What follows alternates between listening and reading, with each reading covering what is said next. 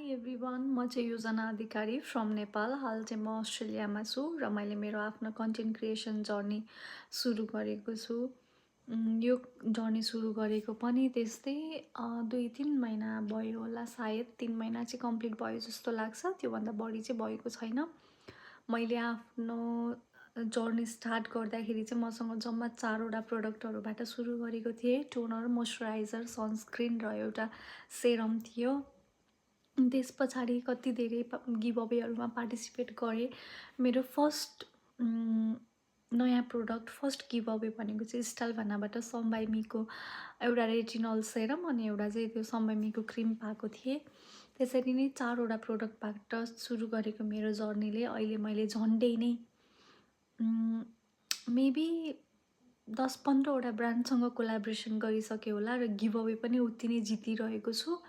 र 3 महिनाको हुन्छ नि एउटा मेहनत, त्यस्तो धेरै मेहनत त होइन र पनि भिडियो बनाउनलाई विदेशको ठाउँमा कामसँगै घर म्यानेज गरेर भिडियो बनाउनु चाहिँ अलिकति ठुलै कुरा हो, किनभने जस्तोसुकै भिडियोले पनि हुँदैन होइन। त्यो म्यानेज गरेर मैले मेरो फर्स्ट पेड कोलाब्रेसन पनि पाएँ होइन, as a like paid collaboration. अनि म चाहिँ के भन्छु भने मैले कति धेरै नेपालबाट पनि नेपाली दिदीबहिनीहरू कति धेरैजनाले कन्टेन्ट क्रिएसन गर्नुभएको, लाइक त्यो जर्नीमा आउनुभएको छ, आफ्नो भिडियोहरू बनाउनुहुन्छ नि। अझै पनि अरूहरू पनि कोही हुनुहुन्छ भने चाहिँ आजबाट सुरु गर्नुहोस्। नहुने भन्ने कुरा केही पनि हुँदैन। गर्दै गइसके पछाडि बानी हुन्छ आफूलाई, गर्दै गइसकेपछि कन्फिडेन्ट बढ्छ।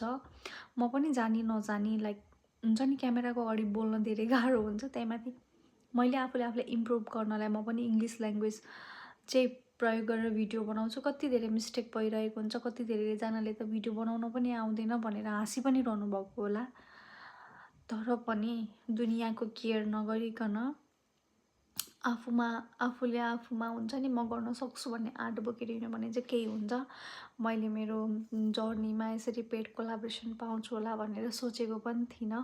आज मात्रै मलाई 4वटा कि 5वटा ब्रान्डबाट चाहिँ मेसेज आएको छ for collaboration, and I am super excited and एकदम धेरै खुसी छु होइन।